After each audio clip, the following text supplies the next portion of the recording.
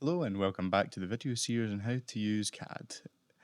In the previous video, we downloaded Autodesk Inventor, which is going to be the CAD modeling software we use for these tutorials.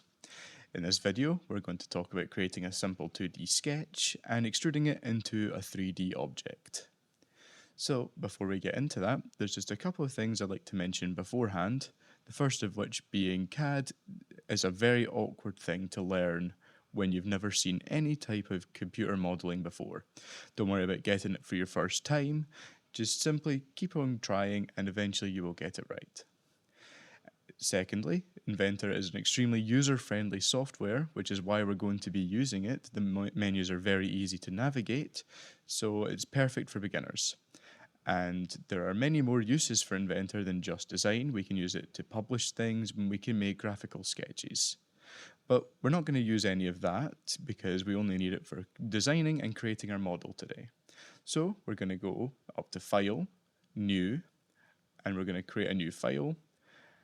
And we are going to make sure that we are in metric, and we're going to go to standard millimeter.ipt and hit Create. So Inventor can take a minute to load, especially if you're running on a computer which is not the fastest, such as my own.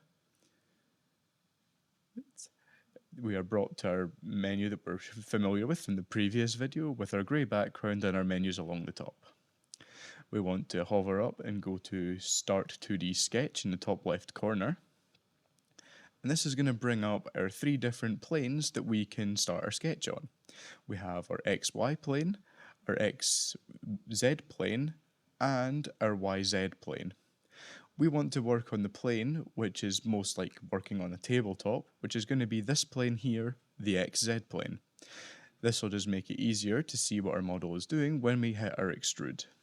So to start our sketch, we hover over the plane that we want, and we left click, and it brings us on to what appears to be two axes and an origin.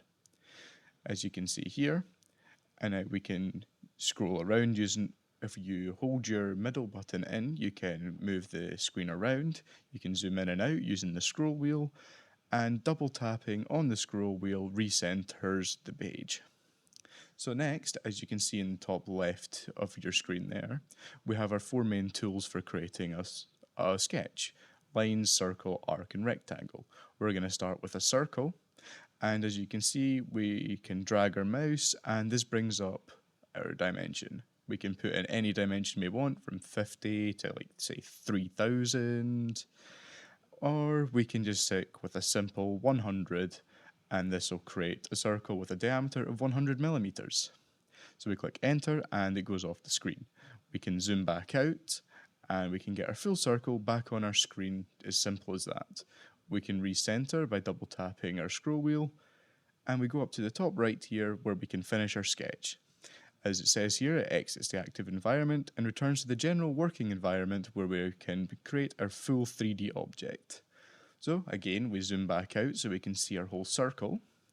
Now, we want to go back up to the top left of our screen next to Start 2D Sketch where we see the button Extrude. Extrusions basically create a 3D model by adding extra layers of your sketch onto itself until it reaches the desired height that you specify in the menus.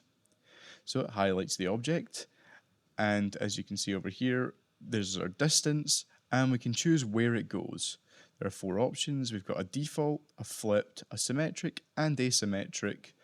And all of these do a different type of extrusion, but for now we only want to do a default.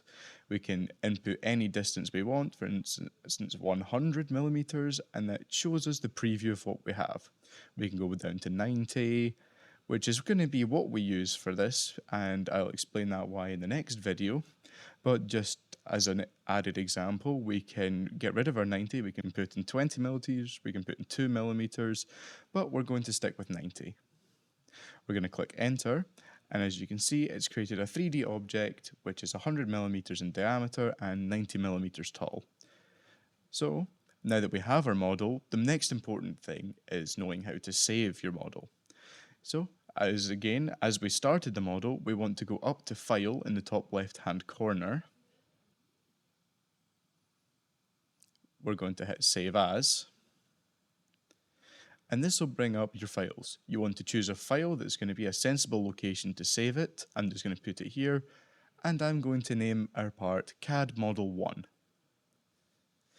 I'm going to press enter to save, and then after Inventor finishes this, we have our model completely saved. That's as far as I want to go in this video, however. So in the next video, we're going to be covering how to sketch onto a pre-existing part in Inventor, as well as going into doing more advanced extrusions and adding extra fillets to our corners on our model. Thanks for watching, and I'll see you in the next video.